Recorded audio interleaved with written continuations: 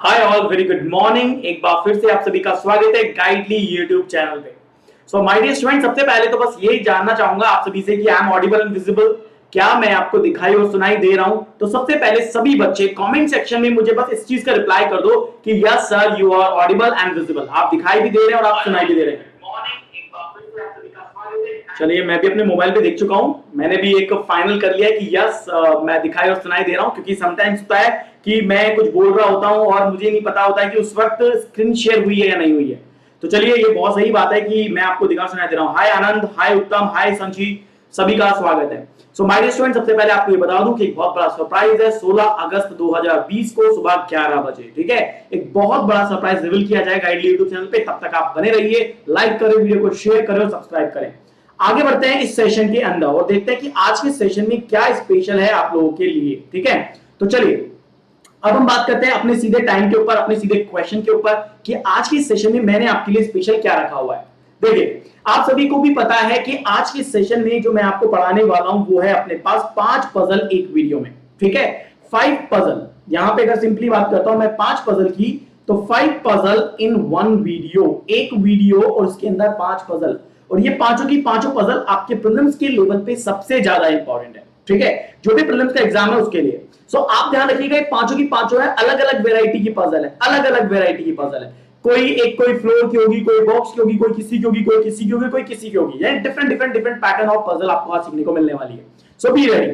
अब हम बात करते हैं सीधे टू द पॉइंट के ऊपर कि आज हमारे जो 5 in 1 का ये जो कॉन्सेप्ट है, इस कॉन्सेप्ट में हम कैसे और किस तरीके से करने वाले हैं क्वेश्चंस को। सो आज का हमारा जो पजल नंबर 1 है, that is floor based puzzle. आप सभी को पता है कि प्री का जो पेपर होगा, उस प्री के पेपर में 5 मार्क्स का आपका फ्लोर का पजल आएगा। श्योर है ये बात पे? एग्री करते हो?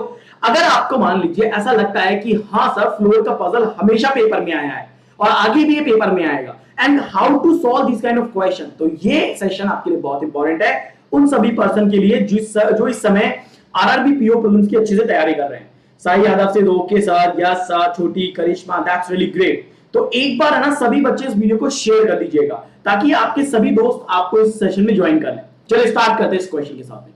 सबसे पहले तो मुझे ये बताओ, क्या आप ट्राई करना चाहोगे? क्या आप ट्राई करना चाहोगे, इस क्वेश्चन को सॉल्व करना चाहोगे कि यस सर, मैं इस क्वेश्चन को सॉल्व करना चाहता हूं। मैं चाहता हूं ये देखना कि मुझे कितना टाइम लगता है। ओके, यस, सृष्टि आनंद का यस आ गया है। चलो, ये अच्छी बात है। तो ट्राई करो, इस क्वेश्चन को सॉल्व करो, देखो कि इस क्वेश्चन का सही आंसर क्या आएगा। सभी बच्चे ट्राई करो।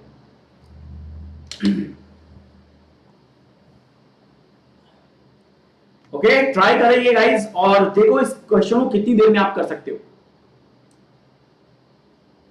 Good, that's really great.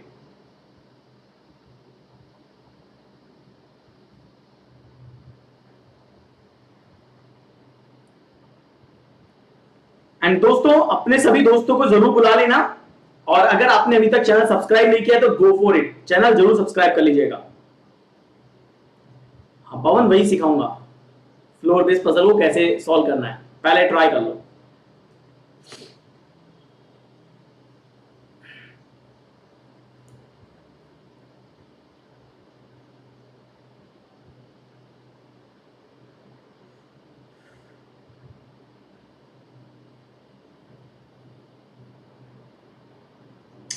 हुआ किसी का? नहीं। देखो, अब मैं आपको इसका तरीका बताता हूं, how to solve this kind of question. देखिए, 8 person A B C D E F G H and I, देखो यहां पे एच नहीं है, A B C D E F G और I are living in 8 storey building but not necessarily in the same order. मैं आपको तरीका बता रहा हूं कैसे सॉल्व करना है। लोअर मोस्ट फ्लोर जो है नंबर 1 है and the immediate floor is number 2 and so on. 1 है, फिर 2 है, फिर 3 है, फिर 4 है, कुछ इस तरीके से। अगर हम देखें तो यहाँ पे 1 2 3 4 5 6 7 एंड 8, ये अपने पास टोटल 8 फ्लोर हो गए। बात समझ में आ गई? अब देखो, अब 8 फ्लोर है तो 8 पर्सन को कैसे बिठाना है समझते जाएंगे, देखते जाएंगे कैसे किस तरीके से अपन इनको बिठाते हैं।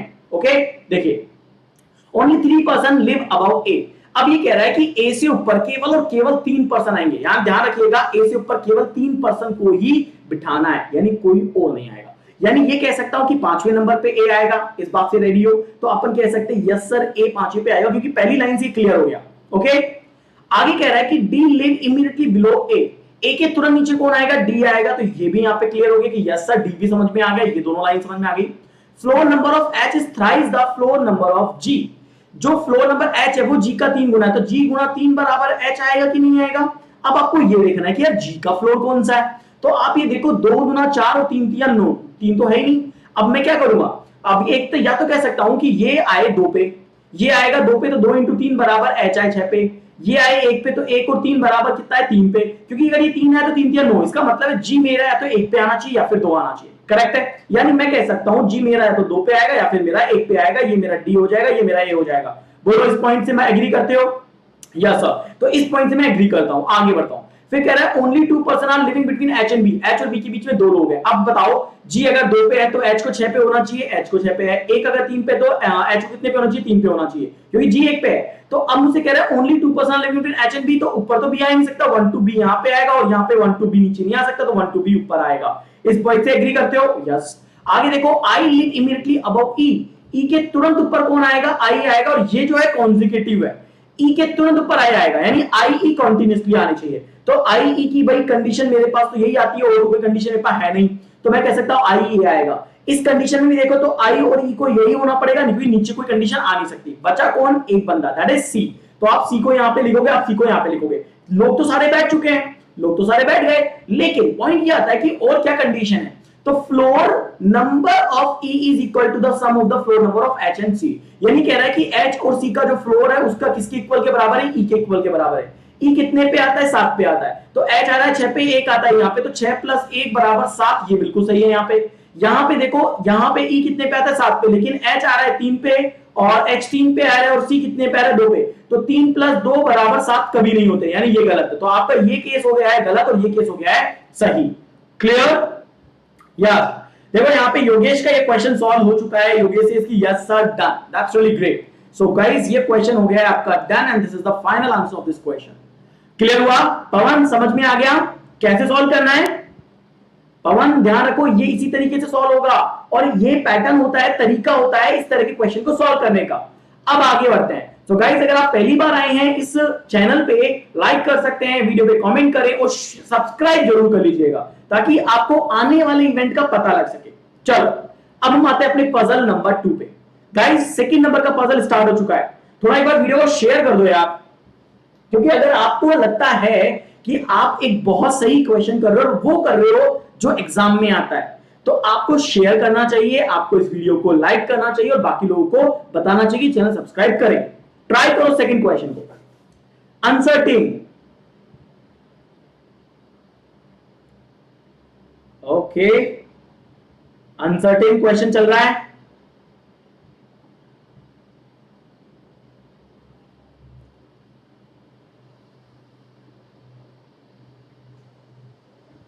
बड़े क्वेश्चन में प्रॉब्लम आता है, ठीक है, बड़े क्वेश्चन भी सॉल्व करवाऊंगा बावन, इसे ट्राई करो। Everyone need to try.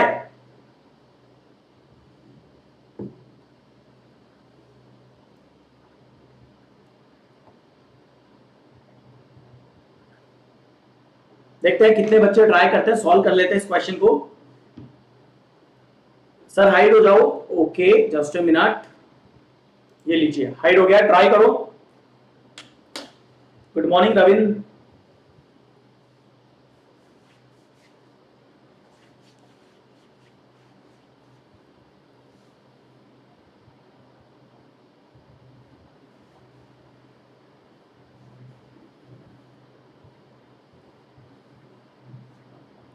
हाँ जी, क्या हुआ? किसी का हुआ क्या ये क्वेश्चन? एनीबॉडी, किसी ने किया ये क्वेश्चन? अभी तक तो किसी का नहीं आया। Let's see.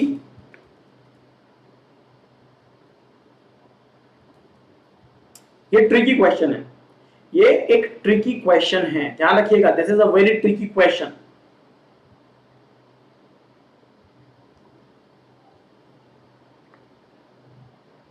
रविंद्र वो भी बताएंगे, पर वन बाय वन यार, पहले प्री निकाल दे बच्चों का, फिर तो मेंस की तैयार ढंग से करवाएं। और अभी बहुत कुछ अच्छा आने वाला है, चिंता मत करो। अभिलाषा करिश्मा का डर है। चलो अब देखो हमसे कह रहा है कि certain number of student are standing in a linear row facing north. कुछ लोग हैं जो रो में बैठे हुए हैं, फेसिंग उनकी नॉर्थ है। 5 student are standing between S and Y. S और वाई के बीच में कितने लोग हैं? 5 लोग हैं। अब हमें नहीं पता एस कहां है, अब हमें नहीं पता वाई कहां है। सो अपन सिंपली कह सकते हैं ओके एस यहाँ पे 1 2 3 4 5 और देन वाई इज देयर। और अपन कह सकते हैं कि वाई यहाँ पे 1 2 3 4 5 और देन एस यहाँ पे। बात समझ में आई? ये आ गया। फिर कह रहा है B is standing third to the right of S। S के राइट में थर्ड नंबर पे कौन है? B है। अगर ऐसे तो 1 2 3 यहाँ पे अपन कह सकते हैं B आएगा, और यहाँ पे क्या कह सकते हैं? थर्ड नंबर पे B आएगा। क्लियर है? फिर कह रहा है H is standing ninth to the right of B। B के राइट में 9वें नंबर पे H आएगा। क्लियर है? सो 1 2 3 4 5 6 7 8 और 9th नंबर पे कौन आएगा? H आएगा। और यहाँ पे देखो B के राइट में 9 नंबर पे तो 1 2 3 4 5 6 7 8 9th नंबर पे कौन आएगा? H आएगा। ये सेट हो गया। फिर हमसे कह रहा है कि 5 student are standing between H and O। H और O के बीच में 5 बंदे हैं। 1 2 3 4 5 O नहीं आ सकता, यानी 1 2 3 4 5 देन O को यहाँ पे रखना पड़ेगा। और 1 2 3 4 5 देन O को आप यहाँ रख सकते हो। और 1 2 यहाँ पे देखो एक कंडीशन तो नीचे आ गई, यानी कि ये H और ये O है, और एक कंडीशन इधर आती है 1 2 3 4 5 देन O यहाँ पे आ जाएगा। आएगा कि नहीं आएगा? कंडीशंस बन रही हैं। फिर G is standing to the immediate right of O। G is standing to the immediate right of O। O के इमीडिएट में G है, तो O के इमीडिएट में एक बार तो G यहाँ पे आ सकता है, और O के इमीडिएट में एक बार G यहाँ पे आ सकता है। कंडीशन केवल इसकी ही तो चेंज है, बाकी सब तो सेम है, बाकी कोई लोड नहीं है। फिर कह रहा है 1 student is standing to the right of G। G के राइट में एक ही बंदा है, तो ये वाली कंडीशन तो गलत हो गई, क्योंकि G के राइट में एक ही बंदा है, इसका मतलब है एक बंदा यहाँ पे आएगा। क्लियर हो गई? यानी ये कंडीशन है। अब यहाँ पे आओ, G standing to the right of O। O के राइट में कौन आएगा? G आएगा, और एक बंदा यहाँ पे आएगा। ये कंडीशन यहाँ पे सेट हो गई। फिर कहता है 2 person are standing between V and G। V और G के बीच में 2 बंदा है, तो 1 2 देन यहाँ पे किसको आना चाहिए? V को आना चाहिए। 1 2 देन यहाँ पे किसको आना चाहिए? V को आना चाहिए। V और G के बीच में 2 बंदा है। सभी लोग बताओ टोटल कितने बच्चे हैं जो आपकी इस रो में बैठे हैं? फिर कहता है कि 3 student are standing to the left of L। L के लेफ्ट में 3 बंदे हैं। अब एक बात बताओ, S तो यहाँ पे, L का नहीं पता, लेकिन L अगर यहाँ पे कहीं पे तो L के राइट में लेफ्ट में 3 बंदे हैं, और अगर L यहाँ पे तो L के लेफ्ट में 3 बंदे हैं। ये आ गया। फिर कह रहा है 4 person are standing between L and M। L और M के बीच में 4 बंदे बैठे हैं। अब L और M के बीच में 4 बंदे हैं, तो यार L यहाँ पे तो इधर तो हो नहीं सकता, यानी कि 1। अब यहाँ पे 4 बंदे कैसे आएंगे वो देखना है। L और M के बीच में 4 बंदे बिठाने हैं। यहाँ पे भी हमें नहीं पता M कहाँ पे आएगा, तो हम उसको भी छोड़ देंगे। देखो मोनिका के 22 लोग आ रहे हैं, चेक करते हैं। S is not standing to the left of L। L के लेफ्ट में S नहीं आ रहा, इसका मतलब है L के राइट में S आ रहा है। और ये कह रहा है कि 3 स्टूडेंट किस किस के बीच में बैठे हैं? B और M के बीच में। तो 1 2 3 M यहाँ पे आ सकता है, लेकिन L और M के बीच में 4 लोग होने चाहिए, तो ये नहीं हो सकता। और अगर मुझे कह रहा है कि B और M के बीच में 3 बंदे हैं, तो 1 2 3 M को यहाँ आना पड़ेगा, तो 1 2 3 4 बंदे यहाँ पे होंगे। ये तो आपका एक आंसर यहाँ पे बन रहा है। बन रहा है नहीं बन रहा है? अब यहाँ पे आओ, मुझे कह रहा है कि B और M के बीच में 3 बंदे हैं। B यहाँ पे 1 2 3 M या तो यहाँ पे आएगा, या फिर 1 2 3 M यहाँ पे आएगा। लेकिन दोनों ही केस में L के और M के बीच में 4 लोग वाली कंडीशन सेटिस्फाई नहीं होगी, यानी नीचे वाला ऑप्शन गलत हो गया, बिल्कुल रॉन्ग है। अब आप देखो काउंट कर लो, यहाँ पे 1 2 3 4 5 6 7 8 9 10, इसके बाद 11 12 13 14 15 16 17 18 19 20 21 22 23 24 25 26 27 28 29 एंड 30। सो गाइस टोटल जो स्टूडेंट आएंगे दैट इज 30 इस रो के अंदर बैठे हुए हैं। बात समझ में आई? तो जितने भी स्टूडेंट, जैसे योगेश ने 33 आंसर किया है, एक बच्चे के 22 आंसर आ रहा है, तो भाई 33 भी गलत आंसर है, 22 भी गलत आंसर है, this is the perfect answer of this question. Point सबको समझ में आया? क्लियर है सबको ये पॉइंट कि कैसे आया यहाँ पे आपके पास 30 student in this row? Okay, तो आगे बढ़ते हैं, टू द पॉइंट बात करते हैं और अपने नेक्स्ट क्वेश्चन पे चलते हैं। तो अब अपन आ गए हैं अपने नेक्स्ट क्वेश्चन पे। आने से पहले ये बार फिर कहूंगा, द वीडियो लाइक करें, कमेंट करें और सब्सक्राइब कर लीजिएगा अगर आप पहली बार आए हैं तो। नाउ अपना जो थर्ड पजल है that is triangular base puzzle. Ready हो गाइस? रेडी हो सभी लोग थर्ड अपने पजल के लिए, ट्रायंगुलर बेस पजल के लिए? देखो मेरे को फालतू बातें नहीं करनी है, क्योंकि मैं चाहता हूं कि आपको टू द पॉइंट कंटेंट मिले, ज्यादा से ज्यादा कंटेंट मिले, सिलेक्शन लो, क्योंकि मैं ये चाहता हूं जब आपके 40 में से 40 मार्क्स आएंगे ना आरआरबी पीओ में, तब ये बताया जाएगा कि अपन ने किस क्वालिटी का कंटेंट पढ़ाया, किस लेवल पे पढ़ाया है। और ये गारंटी से कहता हूं, ये हर एक पजल आप लेस देन 2 मिनट में कर सकते हो। ध्यान रखिएगा, लेस देन 2 मिनट। ये टाइम ज्यादा होगा, ये टाइम हमेशा कम ही होगा, जिसका भी होगा, लेकिन आपका टाइम हमेशा 2 मिनट से कम होना चाहिए। ठीक है, चलो सो आगे अपने नेक्स्ट पजल पे। ये क्वेश्चन क्यों अच्छा है? क्योंकि इसमें बोला है एक सीट वैकेंट है। ध्यान रखना, तो सॉल्व करने से पहले अच्छे से ट्राई कर लेना पहले कि एक सीट वैकेंट है। चलो सॉल्व करो और मैं अपने आप को एक बार हाइड कर लेता हूं ताकि आपको क्वेश्चन पूरा दिखे। या पीडीएफ मिलेगा एप्लीकेशन पे, आईबीपीएस गाइड की ऐप पे मिलेगा इसका पीडीएफ।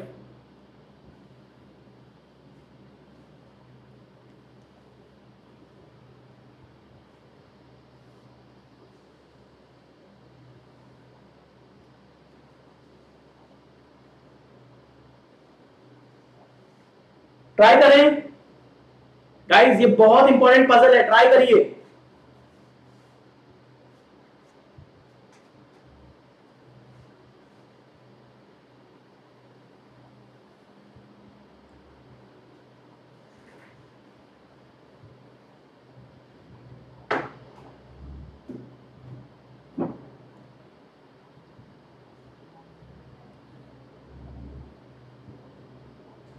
ये वीडियो सीरीज आपको सबसे औसम लगने वाला है। चलो भाई देखो, आपको टाइम मिला और मुझे लगता है कि आपको सफिशिएंट टाइम मिला है इस क्वेश्चन को सॉल्व करने के लिए। अब मुझे ये बताओ कितने बच्चों ने इस क्वेश्चन को सॉल्व किया, जल्दी से कमेंट सेक्शन में कमेंट करके बताओ। किसी ने ट्राई किया? सृष्टि, शिखा, संची, सुनंदा, सोनू प्रकाश, आनंद, मोनिका, अभिलाषा, एनी बड़ी, किसी ने ट्राई किया?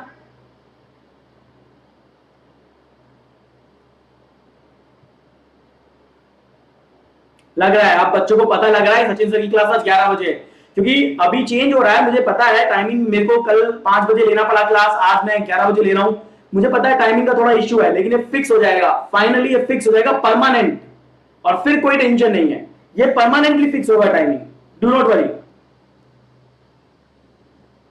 ओके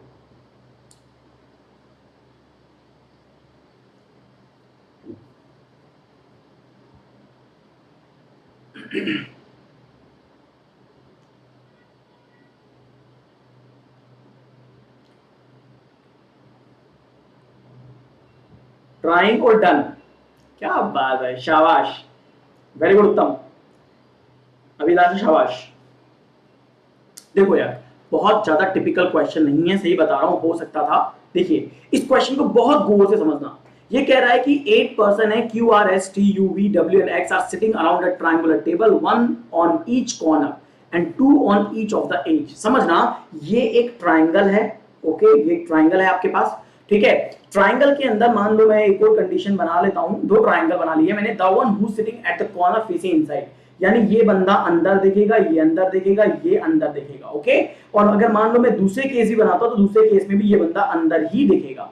और हमसे कह रहा है with the others are facing outside, तो एक एज पर 2 लोग हैं और एज पे 2 लोग हैं तो फेस आउटसाइड करेंगे तो आउटसाइड हो गया, ये आउटसाइड करेंगे तो ये आउटसाइड हो गया, एंड ये भी आउटसाइड हो गया। ये आउटसाइड वाली कंडीशन है, ठीक है, ये ध्यान रखना, ये आउटसाइड वाली कंडीशंस हैं। अब जिनको हमेशा दिक्कत आती है ट्राइंगल वाले पजल में, जिन्हें हमेशा दिक्कत आती है कि सर मैं जब भी ट्राई करता हूं मैं हमेशा तो गलत बनाता हूं या फिर टाइम टेकिंग होता है, अब उनको समझना है कैसे किया जाता है। देखो एक सीट वैकेंट है और यहां पे ये क्वेश्चन इंपॉर्टेंट है, ध्यान रखिएगा, यहां पे ये क्वेश्चन इंपॉर्टेंट है क्योंकि वैकेंट हर एक बंदे का गलत होता है। बताओ मैं गलत कह रहा हूं? सबका गलत होता है, क्योंकि वैकेंट में कंडीशंस को बहुत अच्छे से समझना पड़ता है, बहुत तरीके से पढ़ना पड़ता है, तब जाके वो वैकेंट वाला क्वेश्चन सही तरीके से सॉल्व होगा। अब आपको समझाता हूं कैसे करना है। देखो W is second to the right of V, ये कह रहा है कि V कहीं पे है और V के राइट में सेकंड नंबर पे कौन आता है? W आता है। अब V का नहीं पता, W का नहीं पता, फेसिंग किसकी इनसाइड है आउटसाइड है नहीं पता, okay. T and V are not immediate neighbors, और हमसे बोला है T और V दोनों की दोनों पास में नहीं बैठे, चलो ये भी ठीक है। फिर कह रहा है X sit at the corner, ये इंपॉर्टेंट है क्योंकि X कॉर्नर पे बैठा हुआ है, यानी कि फेसिंग X की मान के चलो कहां पे आएगी? इनसाइड आएगी, ये बात समझ में आई? तो X की फेसिंग इनसाइड है, X कॉर्नर पे बैठा हुआ है। फिर हमसे बोलता है ये अपना पहली इंफॉर्मेशन से प्लेस कर सकते हो। फिर हमसे बोल रहा है T sit second to the left of X, X के लेफ्ट में सेकंड नंबर पे T है तो X के लेफ्ट में सेकंड नंबर पे T, दोनों केस में यही आएगा। एक और बात समझो, अगर ये हमसे कहता है ना T इज सेकंड, देखो X के लेफ्ट में सेकंड नंबर पे T है, ये ठीक है, पर्सन की बात नहीं करिए। अगर हमसे कहता ना कि there are 2 person are sitting between X and T, या there are 1 person sitting between X and T, तो X और T के बीच में अगर 2 बंदे होते तो ये कंडीशन है, X और T के बीच में ये भी ओके, ये भी कंडीशन सही है, क्योंकि एक को मैं वैकेंट रख दूंगा और 2 बंदे आ जाएंगे, या तो ये 2 पर्सन हो तो भी मेरी कंडीशन वैलिड है, और यहाँ पे एक वैकेंट आ जाए 2 बंदे आ जाएंगे तो भी मेरी कंडीशन ही वैलिड है। तो ये ट्रिकी लाइन होती है जहां पे एक बच्चा हमेशा फंसता है। मेरी बात समझ में आ रही सबको? अब देखो डन बहुत सारे बच्चों ने लिखा है, लेकिन कई अभी भी डाउट में रहते हैं, वो सॉल्व करते हैं। V does not sit second to the right of X, X के राइट में सेकंड नंबर पे V नहीं है। यहाँ पे सिंपली यहाँ पे मैं कह सकता हूँ कि यहाँ पे V नहीं आना चाहिए, ठीक है, ठीक है। तो V के राइट में सेकंड नंबर पे W, V का अभी कुछ नहीं पता, लेकिन यहाँ पे V नहीं आना चाहिए क्योंकि X के राइट में सेकंड नंबर पे जो है V नहीं आएगा। फिर कह रहा है कि two person sitting between U and S, U और S के बीच में दो बंदे आएंगे। अब बच्चों समझना, U और S के बीच में दो बच्चे, तो इंपॉर्टेंट है क्वेश्चन। और S sits to the immediate left of Q, और Q के इमीडिएट लेफ्ट में S आएगा। इमीडिएट लेफ्ट में कौन आएगा? S आएगा। और U और S के बीच में दो बंदे हैं। अभी एक बात बताओ, S और U के बीच में दो बंदे हैं और ये कह रहा है कि ये जो Q है, Q के इमीडिएट लेफ्ट में कौन आएगा? S आएगा। Q के इमीडिएट लेफ्ट में। तो अब कंडीशन समझो, अगर मैं यहाँ पे रख देता हूँ, मान लो S यहाँ पे रखता हूँ, Q के इमीडिएट लेफ्ट में S आएगा तो U मैं यहाँ रखूंगा, कंडीशन सेटिस्फाई करेगा। यहाँ पे रखता हूँ तो यहाँ पे रखूंगा, लेकिन मेरे को अगर देखना है तो U और S के बीच में दो बंदे, तो मैं S को यहाँ रखूंगा। ये कंडीशन भी हो सकती है। तो there are so many condition, छोड़ दो इसको, ये चारों कंडीशन अभी अपने पास बहुत काम की नहीं है। अब T के पास में V यहाँ पे देखो तो V यहाँ पे भी नहीं आएगा और V यहाँ पे भी नहीं आएगा, क्योंकि T और V पड़ोसी नहीं है। और अगर T यहाँ पे तो V यहाँ नहीं आएगा, V यहाँ नहीं आएगा तो V यहाँ नहीं आएगा। इसका मतलब V इन तीनों चारों में से कोई एक जगह पे आएगा। अब हमसे कह रहा है या तो दो या फिर तीन पर्सन है, किसके बीच में? V और R के बीच में। अब V और R के बीच में या तो दो बंदे हैं या फिर तीन बंदे हैं। अब मुझे देखना पड़ेगा, ईदर है। कंडीशन क्या कहती है? ईदर है, कुछ क्लियर नहीं है। कह रहा है कि two person sitting between T and vacant seat, T और वैकेंट सीट के बीच में दो बंदे हैं। अब ये क्लियर हो गया है। अब यहाँ पे देखो 1 2 वैकेंट, या तो ये हो 1 2 वैकेंट या फिर ये हो।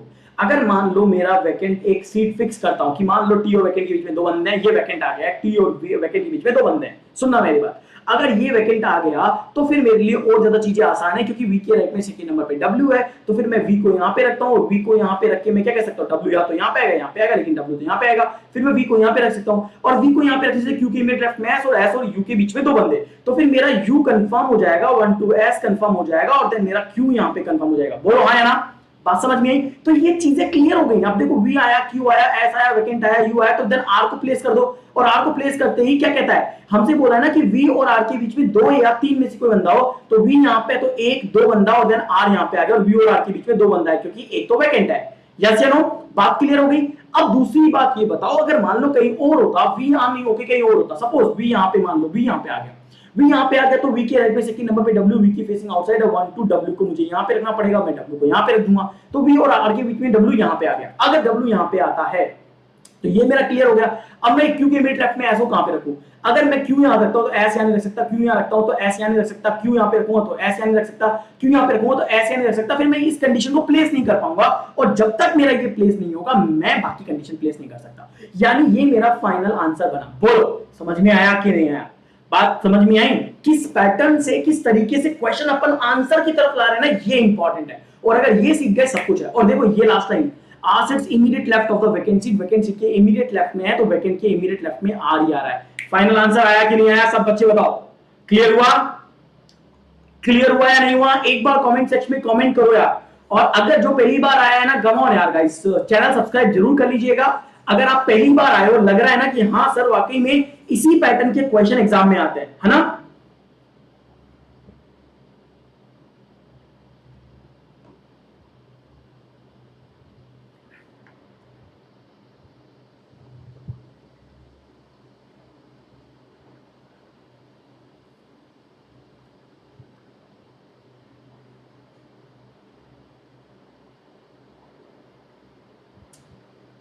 कोई बात नहीं है, कोई बात नहीं है, कोई बात नहीं है। क्यू तो सही जगह पे है, क्यू को गलत जगह पे अपन रख ही नहीं सकते। देखो क्यू अगर सही जगह, अगर क्यू गलत जगह पे होता बच्चे, क्यू गलत जगह पे होता तो क्या कह रहा है? S sits to the immediate left of Q. Q की फेसिंग आउटसाइड है तो ये लेफ्ट हो जाएगा और ये राइट हो जाएगा, तो इमीडिएट लेफ्ट ऑफ क्यू कौन आ रहा है? एस आ रहा है कि नहीं आ रहा है? तो सही है, सब कुछ ठीक है। ओके ठीक है ना सूरज, कोई टेंशन नहीं है। अब आगे आओ, अब एक बार फिर से सब्सक्राइब कमेंट एंड लाइक, आगे बढ़ते हैं। अब देखो पजल नंबर 4 अपना, अब आ गए अपन पजल नंबर 4 पे। पजल नंबर 4 क्या है? Circle based puzzle. क्या है? Circle based puzzle. सूरज एक बार रख के देख लो बेटा, सही है, वो सही जगह पे रखा हुआ है, फेसिंग आउटसाइड है, बस ये याद रखो, जब भी फेसिंग आउटसाइड होता है तो उस क्वेश्चन को उसी तरीके से डील करना है। चलो ट्राई करोगे एक बार सभी बच्चे?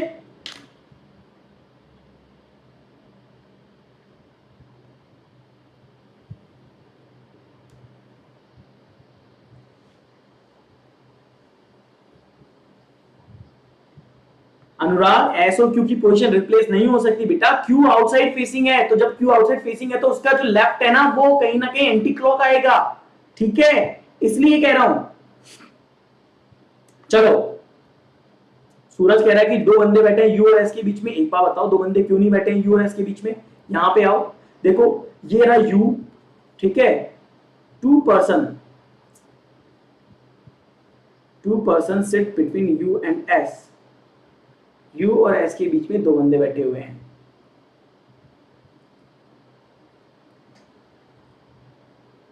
Okay yes yes yes yes yes, हाँ ये इंफॉर्मेशन अपन ने यहाँ पे रख दी, लेकिन अगर क्यू यहाँ पे होगा तो हमसे क्या बोल रहा है, यहाँ पे हमसे क्या बोल रहा है, क्यू की इंफॉर्मेशन कहाँ है, S to the immediate left of Q, हाँ फिर ठीक है, हाँ सही कह रहे हो, मतलब बहुत सही पॉइंट बोला है, टू पर्सन है और अपन ने वैकेंट काउंट कर लिया था। चलिए थैंक यू सो मच, ये बिल्कुल सही कह रहे हो। अब इस क्वेश्चन का आंसर दो। Okay let me hide my self, try करो सभी लोग और आंसर दो। Okay do it fast. हाँ अनुराग बिल्कुल सही पॉइंट, बिल्कुल सही पॉइंट आया, सही पॉइंट बोला है, वेल डन। हाँ हाँ योगेश मैंने करेक्ट कर दिया है, मैंने करेक्ट कर दिया है।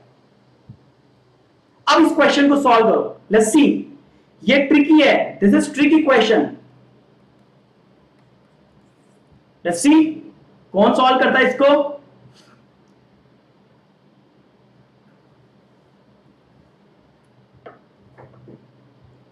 That's great.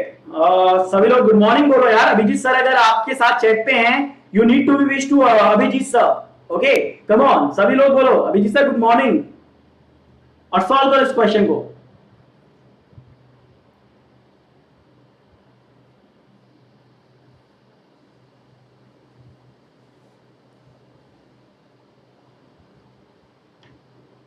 हुआ क्या,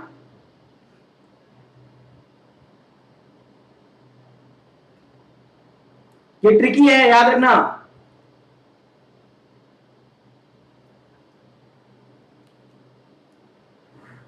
भाई ये क्वेश्चन हो जाना चाहिए था, मैं बता दूं ये क्वेश्चन इतना टिपिकल नहीं था, it's a very tricky question और ये केवल बिठाने से बैठ जाएगा, कुछ नहीं आएगा, बिठाने से बैठ जाएगा। देखो मैं आपको करके बताता हूं क्वेश्चन कैसे करना है।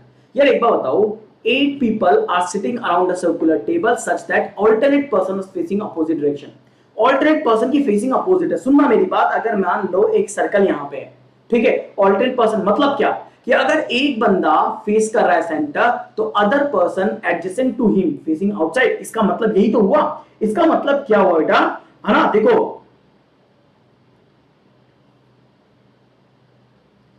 अब देखो इसका मतलब अगर मान लो ये बंदा फेस इनसाइड है, ये बंदा किसकी फेसिंग है, इनसाइड की तरफ है, ठीक है, अगर ये बंदा फेसिंग इनसाइड तो एडजेसेंट क्या है, आउटसाइड है, यानी ये आउटसाइड होगा और ये आउटसाइड होगा, करेक्ट। अगर ये दो आउटसाइड हो गए तो फिर डेफिनेटली ये भी इनसाइड होना चाहिए, ये भी इनसाइड होना चाहिए, ये भी आउटसाइड होना चाहिए, ये भी आउटसाइड होना चाहिए और ये भी इनसाइड होना चाहिए। मतलब ये कह सकता हूं कि आमने सामने वाले जो पर्सन है वो फेसिंग इनसाइड है और जो बाकी है सारे के सारे आउटसाइड है, क्लियर है। तो ये कह सकते हैं कि 4 लोग आमने सामने बैठे फेसिंग इनसाइड, 4 लोग जो आमने सामने बैठे फेसिंग आउटसाइड, डन, क्लियर हो गया। अब देखो T sitting to the immediate right of P, P के immediate right में कौन आएगा, T आएगा। क्या आपको P की फेसिंग पता है, नहीं पता। P is not sitting at opposite to H, P किसके अपोजिट में है, H के अपोजिट में नहीं है। तो ये कह रहा है कि P के इमीडिएट राइट में कौन बैठा हुआ है, T बैठा हुआ है, समझ में आ रहा है सबको, P के इमीडिएट में T बैठा हुआ है और ये कह रहा है P is not sitting opposite to H, और P किसके अपोजिट में नहीं है, H के अपोजिट में नहीं है, दूसरी लाइन पर। इससे आपको कुछ नहीं पता लगा कि यार किसकी फेसिंग अंदर है, आउटसाइड है, कौन कहां पे आएगा, कुछ नहीं पता। You need to check remaining, Z is facing outside, ये इंपॉर्टेंट लाइन है कि जेड की फेसिंग बाहर है। मान लो जेड यहां पे बाहर फेस है, कर दिया, and is not immediate neighbour of F, तो आप एफ को यहां नहीं बिठा सकते, आप एफ को यहां नहीं बिठा सकते, नहीं बिठाएंगे कोई बात नहीं है। फिर हमसे कह रहा है कि R is sitting third to the left of F, F के लेफ्ट में थर्ड नंबर पे आर बैठा हुआ है। अब भैया कहां बिठाओगे, एफ के लेफ्ट में थर्ड नंबर पे, इन दोनों जगह पे आप नहीं है। अगर f यहां पे 1 2 r यहां पे आ सकता है तो f के लेफ्ट में थर्ड नंबर पे r, अगर f यहां पे 1 2 r यहां पे आ सकता है, f यहां पे है 1 2 r यहां पे आ सकता है, मतलब कंडीशन बहुत सारी है, हमें नहीं पता कि यहां पे क्या आएगा, है ना। अब आगे देखो, तो ये तीनों कंडीशन में हम कुछ नहीं फिक्स कर सकते हैं बच्चों। फिर हम कहेंगे h is sitting to the immediate right of s, s के इमीडिएट राइट में, s के इमीडिएट राइट में कौन बैठा हुआ है, एच बैठा हुआ है। अब एक बात बताओ, एच कहां पे प्लेस करोगे भाई, हमें पी पता होना चाहिए, तब तो हम एच को इग्नोर कर देंगे, एच की पोजीशन को रिजेक्ट कर देंगे, रिमेनिंग को प्लेस कर देंगे। पता नहीं है, छोड़ो। फिर कह रहा है S is sitting second to the right of W, और डब्ल्यू के राइट में सेकंड नंबर पे एस आएगा। ये आ गया। अब मुझे ये बताओ कितने बच्चों ने वन गो में कर लिया भाई। हमें जेड के प्लेस करने से कोई फायदा हुआ क्या, कोई भी बताए कि जेड को रखने से कोई फायदा हुआ क्या, नहीं पता। P is not sitting opposite to H, P H के अपोजिट में नहीं है, इससे कुछ नहीं पता लग रहा, और हमें ये नहीं समझ में आया कि कौन किसको कहां पर प्लेस किया जाए। अब बात आती है कि यार एक काम किया जा सकता है, इंफॉर्मेशन को रिलेट करो। P से T को रिलेट करेंगे, यहाँ पे S है, यहाँ पे H, इसका मतलब है सीधी सी बात है, इसको इंफॉर्मेशन को रखो। S के इमीडिएट राइट में H आएगा, W के राइट में सेकंड नंबर पे S आएगा। ये बहुत सारी इंफॉर्मेशन है जो प्लेस किया सकती है। लेकिन S H W और तीन लोग हैं, S H W, लेकिन यहाँ पे तो POT है और यहाँ पे FR है। कोई रिलेट हुआ क्या, किसी का रिलेट हुआ क्या, नहीं हुआ ना। अब आप समझो, अब मैं आपको एक और तरीका बताता हूं ऐसे क्वेश्चन से डील करने का। देखो कैसे करना है। हमसे बोला कि जेड आउटसाइड फेसिंग है और जेड और एफ पड़ोसी नहीं है, ये दो इंफॉर्मेशन थी जो हमने रख ली। अब आपको क्या करना है, मैं आपको एक तरीका बताता हूं। जब भी ऐसा कंडीशन दिखे, आप सबसे पहली बात क्या करो, दो केस बनाओ। यहां पे S के इमीडिएट में H है, मान के चलो S अगर फेसिंग इनसाइड है तो S के इमीडिएट में H यहां पे आएगा, और W के राइट में सेकंड नंबर पे S आएगा, तो W के राइट यहां पे, अब देखो W तो यहां पे आ ही नहीं सकता, W को तो लेफ्ट हो जाएगा, तो W को यहां पे रखो। अब आपने कंडीशन अज्यूम करी, ये पहला केस है जो आपने अज्यूम किया दोस्तों। तो W के राइट में सेकंड नंबर पे S आ गया और S के इमीडिएट में H आ गया, ये कौन-सी अपनी डन हो गई। ये डन होते ही ना बहुत सारी चीजें अब आपकी क्लियर है। जेड की फेसिंग आउटसाइड है, देखो जेड जेड जेड है, आउटसाइड है, लेकिन आपको ये भी देखना है कि पी के मिनट में टी आना चाहिए। पी कहां पे आएगा, देखो पी कहां पे आएगा, और एफ के लेफ्ट में थर्ड नंबर पे आना चाहिए। एफ यहां पे रखो 1 2 3 आर आ सकता है, एफ यहां रखो यहां पे, अगर एफ यहां पे रखो 1 2 3 आर आ सकता है, एफ यहां रखोगे 1 2 3 आर नहीं आ सकता, तो एफ की कंडीशन खत्म। जेड को मुझे बाहर रखना है, जेड यहां रखूंगा तो एफ यहां पे वैसे ही नहीं आ सकता, कंडीशन वैसे ही खत्म। यानी जेड यहां पे रखूंगा, एफ यहां पे नहीं रखूंगा, तो ये सही है कि मैं इन दोनों जगहों पे एफ का पहले क्रॉस कर दूं। ये नहीं है एफ, ये नहीं है, तो एफ के राइट में थर्ड नंबर पे आर है, लेफ्ट में थर्ड नंबर पे आर है, मैं क्लियर कर सकता हूं। तो फिर मेरा एफ यहां पे प्लेस हो जाएगा, मेरा आर यहां पे प्लेस हो जाएगा, मेरे लिए और आसान हो गया। आसान हुआ, तो इससे स्टार्ट करना जरूरी था, तब आपको रैंडमली प्लेस करना था। आपने एफ प्लेस किया, आपने आर प्लेस किया, आपने जेड प्लेस किया, तो क्लियर हो गया। अब पी की मिनट में टी आएगा, तो पी की मिनट में टी रख दो, ये पी आ गया, यहाँ पे टी आ गया, तो जेड के आप कह सकते हो इमीडिएट लेफ्ट में पी आ गया, टी आ गया, और ये पूरा क्वेश्चन सॉल्व हो गया, क्योंकि पी के सामने एच नहीं आना चाहिए, और ये किसी भी कंडीशन में पी के सामने एच नहीं आ रहा है। And this is the final answer. ये आपका वन गो में हो सकता था, ये आपका वन गो में हो सकता था। मेरी बात समझ में आई सबको, क्लियर हुआ? तो ध्यान रखिएगा, ये चीजें करनी है आपको। सेकंड बात गाइस, बहुत बड़ा सरप्राइज है आपके लिए 16 तारीख को, 16 अगस्त को, और ये लाइफ चेंजिंग मूवमेंट होगा गाइडली और आप सभी के लिए, ये मेरा वादा है आप सभी से। तो आप 16 अगस्त के इस इवेंट को पहले लाइक और शेयर कर दो, क्योंकि सबसे बड़ा इवेंट है ये आपके लिए। ओके चलो स्टार्ट करते हैं, अपन आगे बढ़ते हैं और देखते हैं हमारा नेक्स्ट क्वेश्चन क्या आता है। चलिए अब हम आगे देखते हैं हमारा नेक्स्ट पजल, आज का पजल नंबर 5। देखो कितना मजा आया, जब आप टू द पॉइंट पढ़ते हो तो आपको ज्यादा पजल सीखने को मिल रही है, यस या नो? तो अब आप पढ़ रहे हो 5वां number puzzle, number logic puzzle. किस किस को टफ लगता है, किस किस को टफ लगता है, एक बार बताओ मुझे, किस किस को टफ लगता है नंबर लॉजिक पजल? जल्दी से कमेंट सेक्शन में कमेंट करो, बताओ जल्दी से।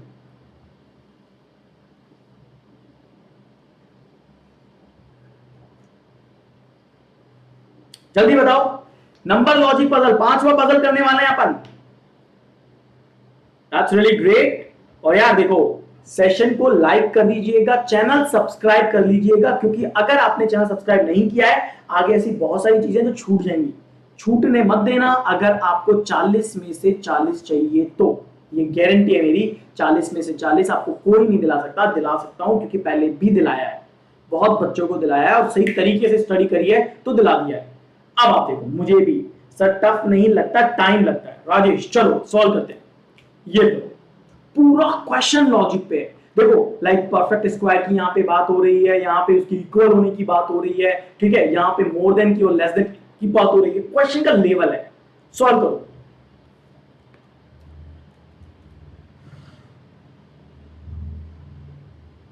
पीओटी में पॉसिबिलिटी बन सकती है अगर मैं उसको आइदर के केस में रखूंगा तो, लेकिन अगर मैं यहां पे देखूं, क्योंकि पीओटी कैसे बन सकती है? अगर मैंने पी यहां पे रख दिया तो सामने एच आएगा कि नहीं आएगा? एच आ जाएगा और ये वाली कंडीशन रिजेक्ट हो जाएगी, तो पी यहां पे नहीं आ सकता बेटा, नहीं बन सकती। साइज मैंने रिजेक्ट कर दिया बेटा, चेक करो, नहीं बन सकती क्योंकि पी के सामने एच नहीं आना चाहिए। चलो इस क्वेश्चन को सॉल्व करो।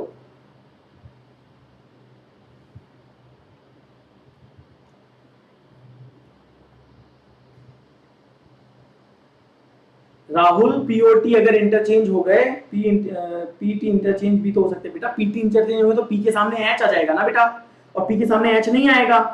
राहुल मैंने आपको बताया ना। चलो किसी का हुआ? कोई राहुल को बताओ कि सर ने बता दिया है भैया, इंटरचेंज करके देखो राहुल।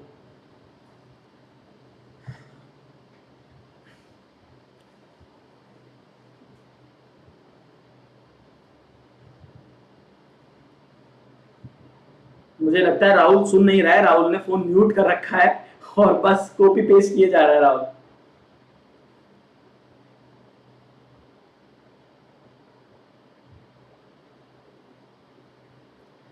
किसी का हुआ ये question?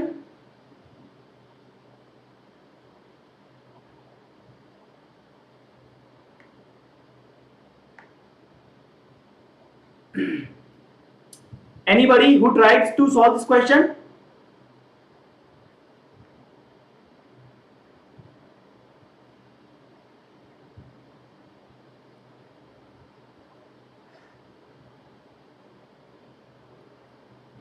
Let's see who solved this question first.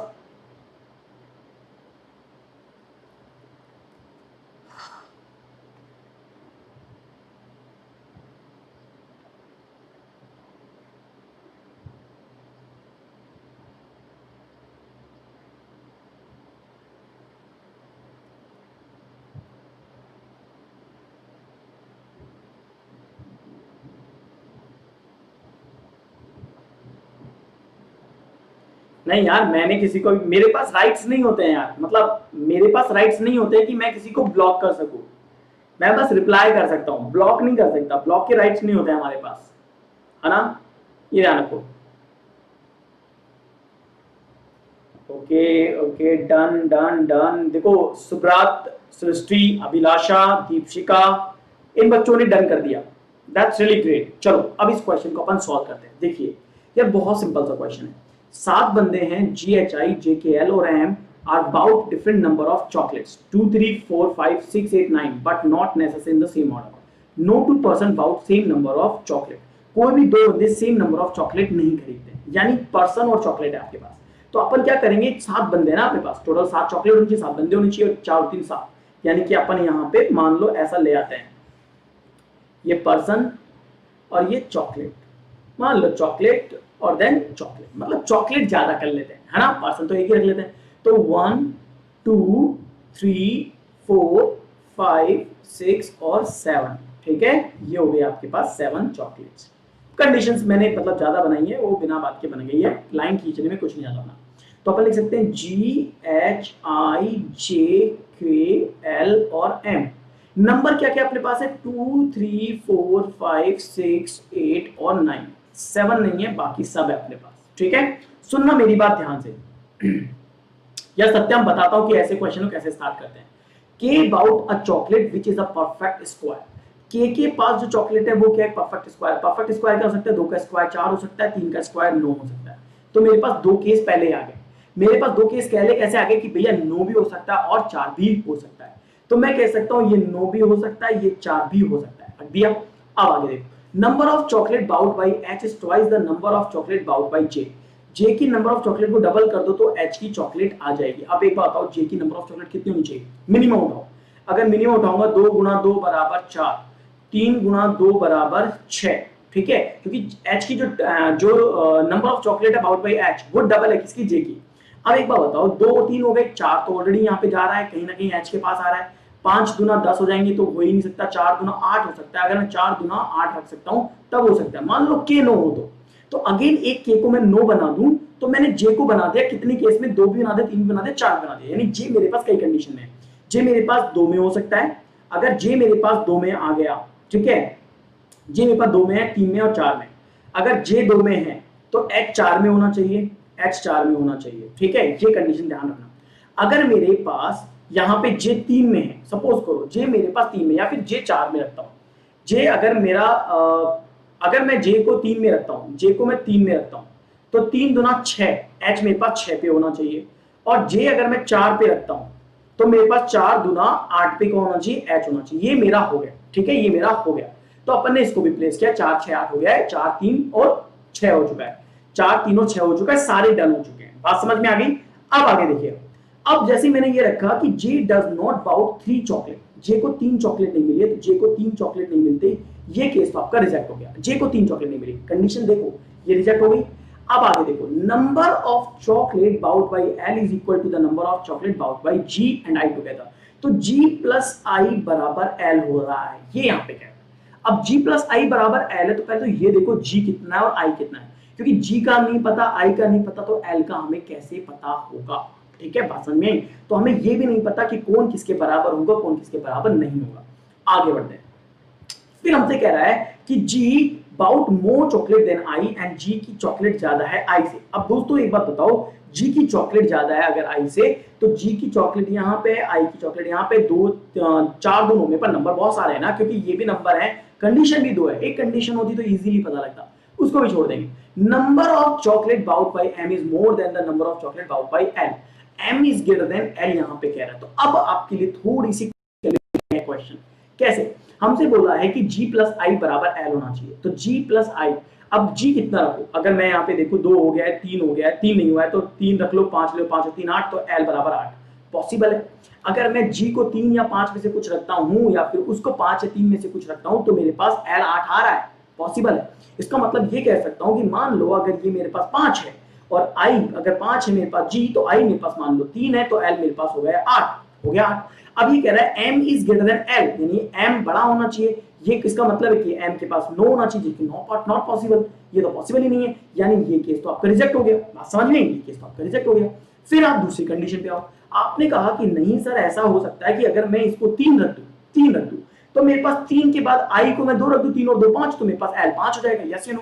यानी i मैं 2 रख दूंगा तो मेरे पास 5 हो जाएगा, क्योंकि मेरे 5 बचा हुआ है तो मैं इसे 5 कर दूंगा, और इसे 5 करते ही मेरे पास यहाँ पे क्या बच रहा है, 6 बच रहा है, मैं 6 यहाँ पे रख दूंगा, तो m is greater then l भी हो गया। ये 3 हो गया, ये 2 हो गया, ये मेरा 5 हो गया, और ये देखो 3 8 2 4 9 5 6 अपना सही आंसर है। क्लियर है, समझ में आया सबको, डन हुआ या नहीं हुआ, ये बताओ, डन हुआ या नहीं हुआ, क्लियर है, पॉइंट समझ में आया, कैसे ग्रैब करना है, तो ये आपको समझना पड़ेगा इसी तरीके से, तभी आप पजल के अंदर अच्छा कर पाओगे और ज्यादा से ज्यादा और अच्छा स्कोर कर पाओगे। बाकी एक बार मैं फिर बता दूं, अगर आपको लगा कि हाँ सही में सर 30-40 मिनट के अंदर हमने 5 पजल कर ली, यानी 25 नंबर का मटेरियल कर लिया और इससे बढ़िया और कुछ नहीं हो सकता, तो रोजाना आप आइए। अभी 11 बजे, कुछ भी टाइम चेंज होता है तो मैं जरूर बताऊंगा, लेकिन 11 बजे आपको 16 अगस्त को भी मिलना है बड़े सरप्राइज के लिए, और सब्सक्राइब जरूर कर लीजिएगा अगर आप पहली बार आए हैं। बाय बाय, टेक केयर दोस्तों।